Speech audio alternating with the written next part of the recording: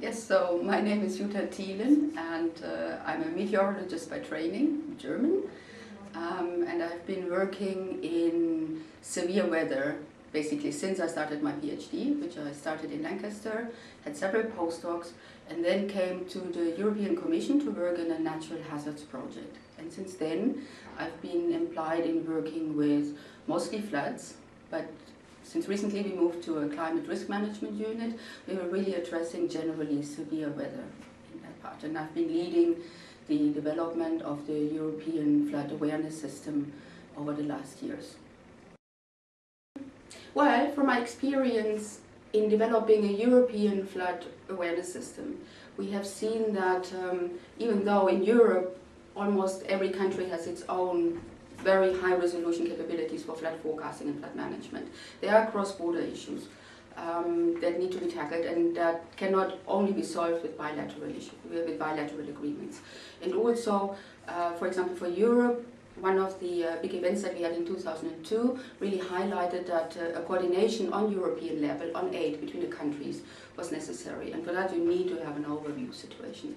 Now, what is true for Europe is certainly also true for the globe. So some of the major aid organizations like the World Food Programme, for example, or the International Red Cross or European Commission also, they would need this overview of what is happening, where are severe events happening, and how could they react, just to do a better planning and to improve the deployment of goods.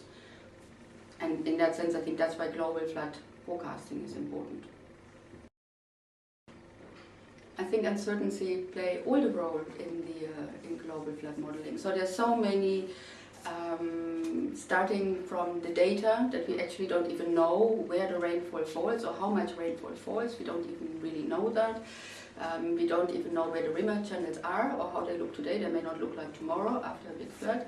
There's just so many uncertainties that need to be tackled. But in fact, it's surprising that we can come up with products that do forecast and detect floods in a certain probability and with a certain certainty.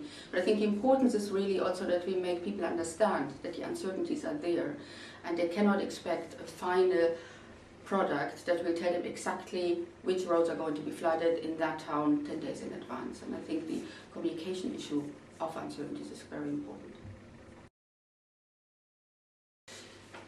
The biggest challenge, I think, is that there's a saying that every catchment has its own model, because river basins are just so different, that each one has its own characteristics, that it's almost impossible to get one model to model all the different processes.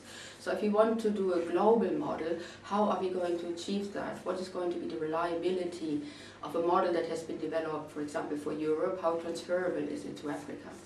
And that's why we believe the Global Floods Partnership is so important, because there you really tap into the different experiences from different regions, different types, different processes, and we can then build something that is more coherent, or compare two different models and weight one that is better in this region than in the other region, so we can really harvest from the different type of models.